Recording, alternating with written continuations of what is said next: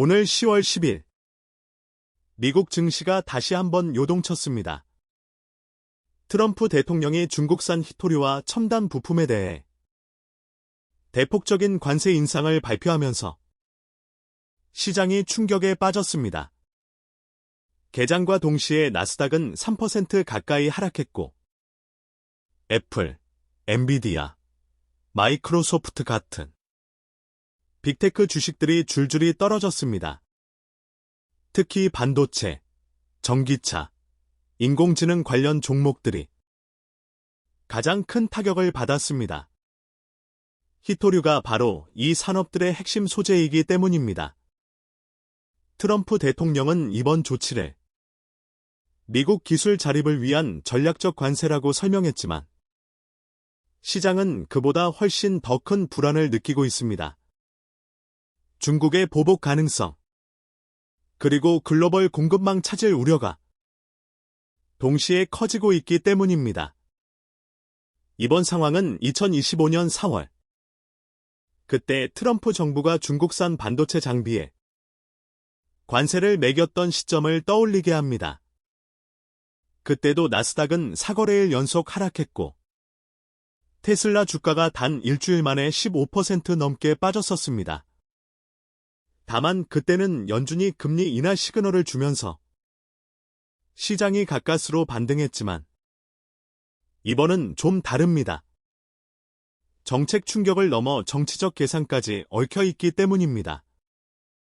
트럼프는 내년 재선을 앞두고 중국 압박을 강화하며 국내 제조업 부활과 고용 확대를 내세우고 있습니다.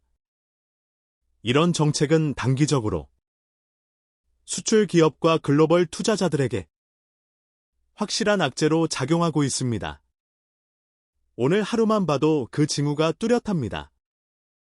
공포지수 VAX는 30선을 돌파했고, 달러 가치가 급등하면서 원달러 환율은 1420원을 넘어섰습니다.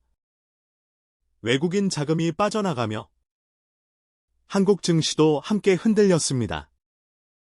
코스피는 장중 한때 2400선이 무너졌고, 삼성전자와 스카이닉스도 동반 하락했습니다. 전문가들은 당분간 시장의 변동성이 더 커질 것으로 보고 있습니다.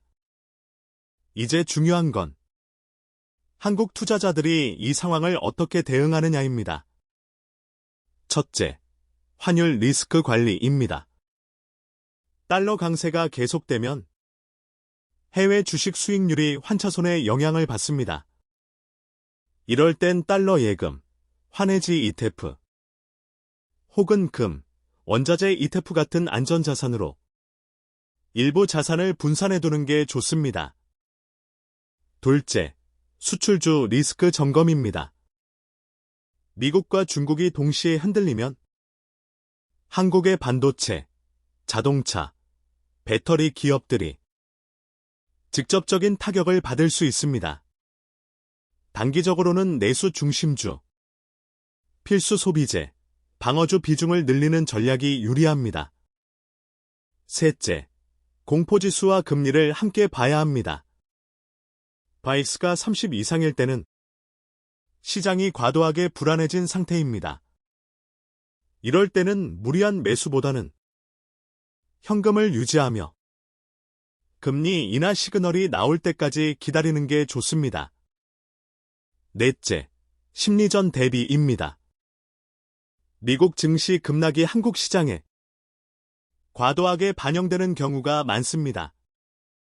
하지만 과거 사례를 보면 공포가 극단으로 치달을 때 반등의 신호도 함께 왔습니다.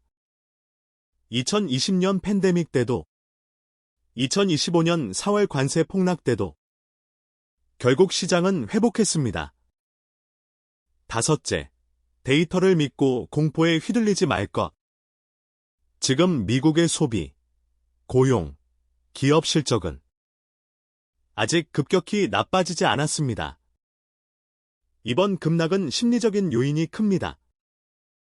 이럴 때일수록 현금 흐름이 탄탄한 기업 중심으로 차분히 대응하는 게 중요합니다. 현재 핵심 지표 3가지를 정리하자면 첫째, VX30 돌파, 시장의 공포 수준 상승. 둘째, 원달러 환율 1420원 돌파, 외국인 자금 이탈.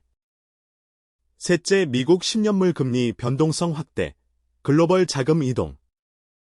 이 3가지가 안정되는 시점이 다음 반등의 전환점이 될 가능성이 높습니다.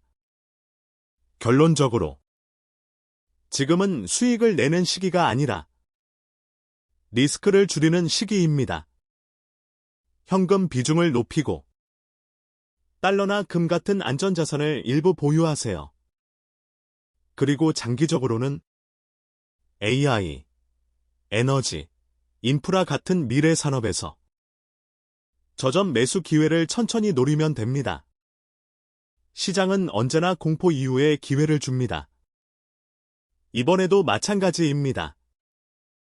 지금 필요한 건 조급함이 아니라 인내와 냉정한 판단입니다.